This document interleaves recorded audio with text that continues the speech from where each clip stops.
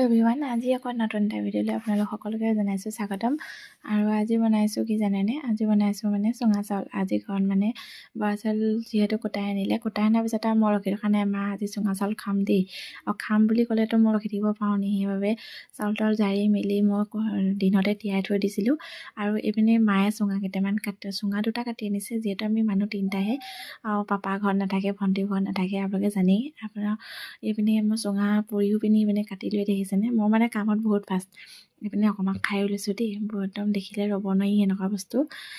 তাকে আপোনালোকে খাই ভাল পায়নে জনাব দেই। এইপিনে মোৰ আমাৰ চুঙা চাউলো হৈ গ'ল, আৰু মই মাজে মাজে টেষ্টটো নকৰা নহয় বাৰু কৰি আছোঁ। মানুহজনে গালি পাৰিছে খাবলৈ নাপাওঁ নে কি, তাৰ হয়তো মোৰ যে এইটো অভ্যাস সৰুৰ পৰাই আছে, মানুহজনে হয়তো গম নাপায় এইটো কথা, মোৰ মায়েহে গম পায়। আৰু এইপিনে দেখিছেনে আমাৰ চুঙা চাউল হৈ গ'ল, এইপিনে মাংসও হৈ গ'ল।